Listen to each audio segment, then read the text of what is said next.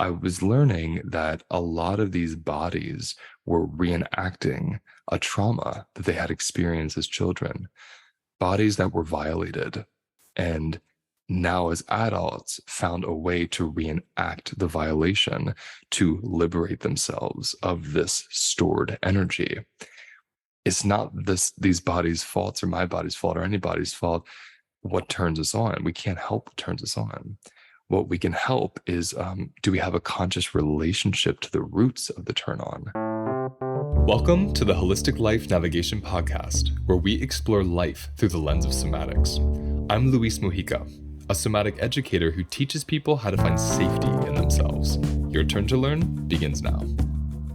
The relationship between thrill and overwhelm and turn on and fear is a really interesting one that I haven't heard a lot about, haven't seen it being spoken about often. I discovered this by accident.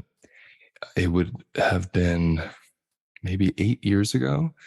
I was in private practice, and this thing would happen in private practice where kind of like this overspirit of a condition or expression would enter the room. And what I mean by that is 6 clients at once would reach out to work with me, none of them knowing each other.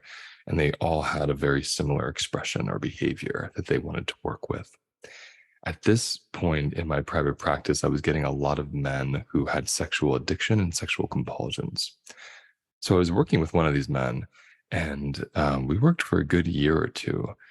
And I'll never forget the session where he's telling me that he's driving, not during the session, but he's recounting a period where he's driving in his car and he sees a woman walking down the street, and she's wearing what he called very sexy clothing. And he's seeing her breasts and he's seeing her hips and he's seeing her long hair. And this is all turning on his addiction, as he would call it. He could feel this place in him getting revved up, of going into the state of fixation and obsession and compulsion around sex, and specifically sex with women. So I paused him and I said, let's sit with that. Let's feel that. And to both of our surprise, what he was feeling was a huge amount of fear and overwhelm. He wasn't actually feeling turned on. He had a hard on, he had an erection. And when we followed the charge that created the erection, we found all this tension in his chest, all this tension in his stomach, shallow breathing, and huge, overwhelming waves of fear. This interested me, and I would learn from him that in his childhood, sexual development was overcoupled with fear for many, many, many different reasons. And this gave me insight about my own sexual development and how my turn on was developed around secrecy and around shame and around things being taboo. So I was discovering through this client, many others, and then my own personal history, that the quality, the somatic quality, the emotion, the state we're in when we're going into puberty, when we're exploring our sexuality with ourselves and with others, it becomes this baseline emotional, physiological state when we're adults and using our fetishes or kinks or getting turned on. And this was profound to me. And as I started working with sex workers and people in the kink community and BDSM and such, I was learning that a lot of these bodies were reenacting a trauma that they had experienced as children, bodies that were violated, and now as adults found a way to reenact the violation to liberate themselves of this stored energy. It's not these bodies' faults or my body's fault or anybody's fault what turns us on. We can't help what turns us on. What we can help is, do we have a conscious relationship to the roots of the turn on? And by doing so, we get to learn where it comes from. And in the moment now, if it's harming us in terms of not letting us expand into our safety and our openness around turn on, or if it's helping us, is it helping us access turn on? Is it helping us liberate parts of ourselves that are stored and kind of packaged up, right? I'm trying to think of a better way to say that, because it's not coming out as clear as I would want it to. I'm going to say very directly, the kinks, the fetishes, the things that really turn you on, do they create a stress response in your body, or do they create an openness and a sense of ease? That's what really matters to me. All the other wording, everything else I'm going to say is too complex. It's just that simple. Do I get relief and release and openness and tenderness and a deeper connection to myself and the other from sexual experiences? Or does the thrill, does the fear response, does the stress and trauma response that these sexual liberate fetishes rather and kinks that they bring up, does that trauma response annihilate me? Does it exhaust me? Does it disconnect me? Does it create a shame spiral? Do I have to cope with eating food afterwards? Or do I get dissociated for days? Do I have to watch TV for hours? Really noticing, do my kinks and fetishes connect me more deeply and relieve my body, soften my body, or do they disconnect me? Do they stress out my body? I'm going to read something that I wrote on Instagram. There's a complex relationship between disgust and turn on that most people who were sexually violated experience. Boundary violations often release a fight response. It's how our bodies are able to negotiate the space between them and a predator. Screaming, yelling, kicking, hitting, spitting, throwing, you name it. Any expression from your body onto the other body in hopes to get them away from you is a fight response. But what happens when you're unable to fight? The body might freeze, go numb, and even fawn to survive a sexual trauma with another body. Where does the fight go? Into the belly. The nausea, dizziness, and overall disgust that you feel in connection to sex and intimacy is often a repressed fight response that gets overcoupled with sexual connection.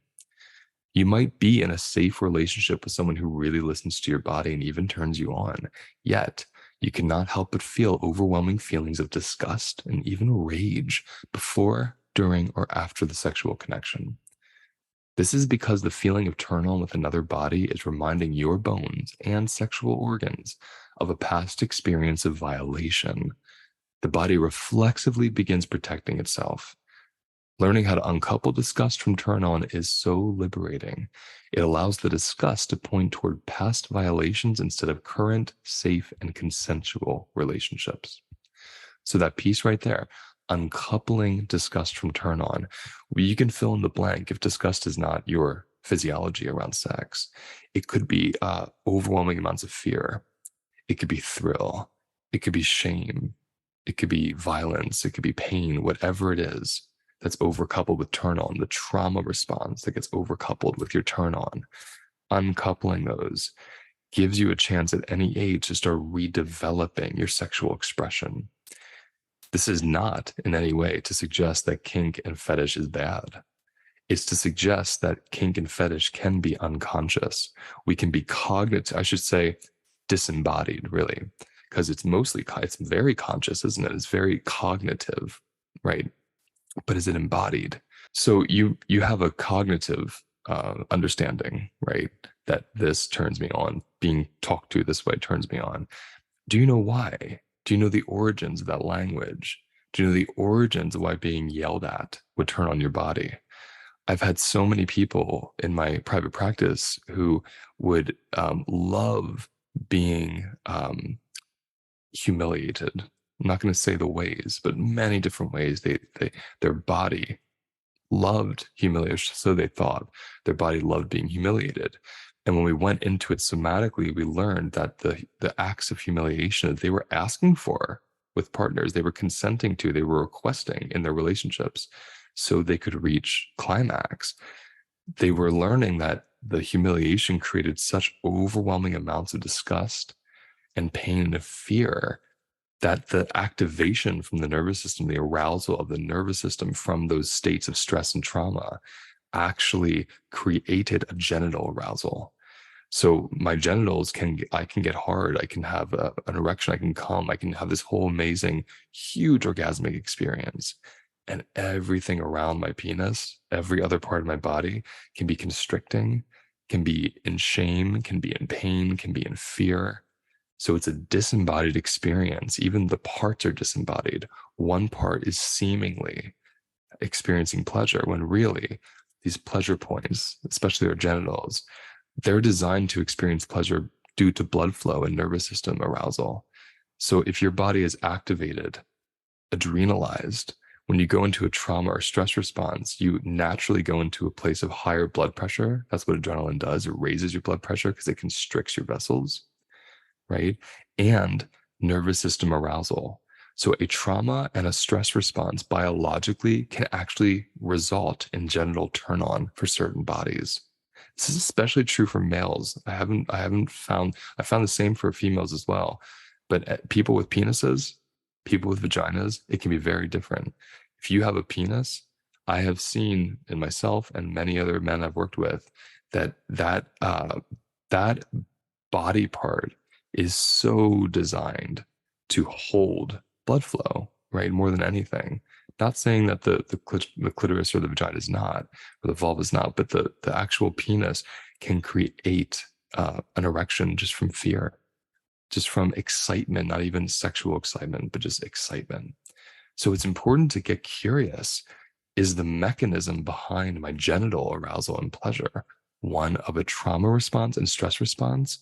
Or is the genital pleasure a result of my body slowly unfolding, my heart opening, and in the unfolding like a flower, my genitals also bloom, which is a gorgeous experience. So it takes time to learn the difference. What I want to share with you is an example of the beginning of an uncoupling. I was invited to go to a weekend immersion with Carolyn Elliot's team. And what she and I did was we were sitting on the porch having a great conversation, her and Layla and I. And the conversation turned into a podcast on their platform, which you can see in these episode details. It's an amazing conversation. But what happened at the end, I wasn't expecting. She asked a question about the overcoupling with sex and thrill and trauma response. So you're about to listen to a real-time, nearly candid experience of her navigating the difference somatically of her kink and her safe pleasure and safe turn on. And have a listen. And it gives you an idea, it gives you a really firm example of what it is I'm talking about here. That kink and fetish, there's nothing wrong with it. We just want to learn the mechanism behind it. Is it serving to scare my body into being turned on, or is it serving to unfold my body into a safe arousal, an unfolding, a deep connection to myself, and a softening into me and the person that I'm with sexually? Yes. Well, this is making me want to sort of somewhat selfishly inquire about something that I saw you post on Instagram, which is you were talking about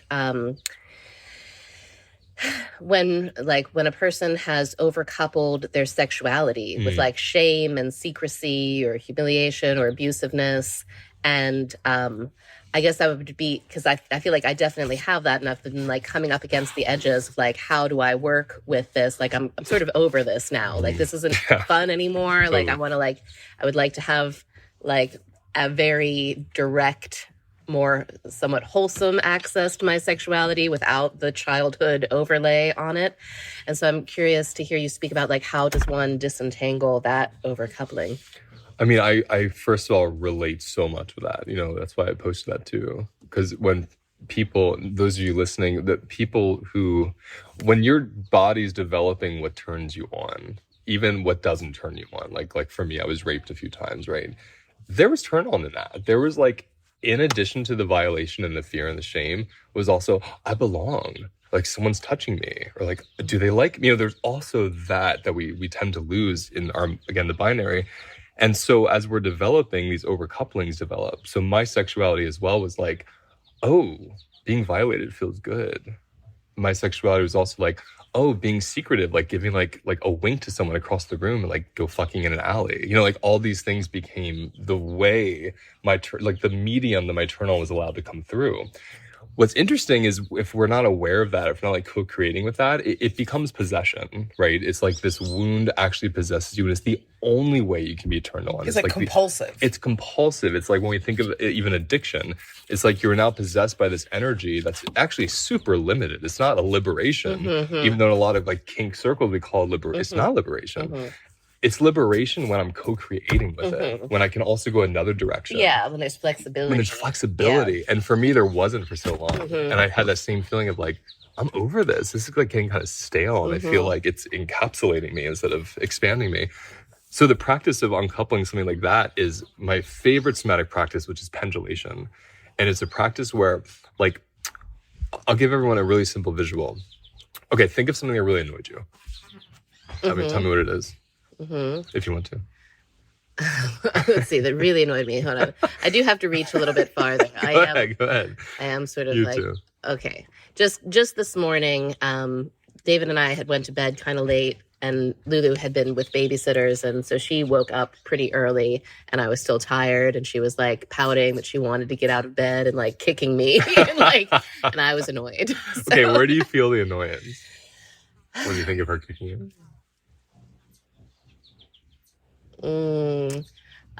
It's kind of like a heaviness in my chest and maybe like a tension in my head. Okay, so just staying with that, one way overcoupling show themselves to us is always through constriction, like a traumatic or negative one, let's say. So you feel that in your head and your chest. Now, when you also think of her kicking you right now, where don't you feel that? What part do you feel something totally different? Yeah, I don't feel it in my butt or my feet or my thighs or my lower back. So let's do the butt, feet, thighs, just like lower body. Yeah. And literally like a pendulum, like feel, like breathe up into the part that's annoyed when you think of her and just sit with that for a couple seconds. Yeah. And then go down to the parts that weren't and sit with those for a couple seconds. Go back up to the parts that were. And again, sit with those for a few seconds. Yeah, good. Any movement that emerges. And then go down to the parts that weren't and sit with those again. And after a few seconds, just kind of pull yourself out from your body and just look at your body as a whole and see what is it doing with this information? What's happening? Yeah, there's definitely a relaxation when I focus on the part that was not annoyed. And there's like, I can feel how the relaxation starts to merge with the annoyed tensor. That's the key right there. Yeah. The word merge. Ooh. That's the end of today's episode. Now let's take a moment to notice where we feel the episode in our bodies. Close your eyes. Take a breath. And let whatever wants to come up, come up. And remember, those sensations hold the wisdom that we're looking for. If you want to go deeper, visit holisticlifenavigation.com.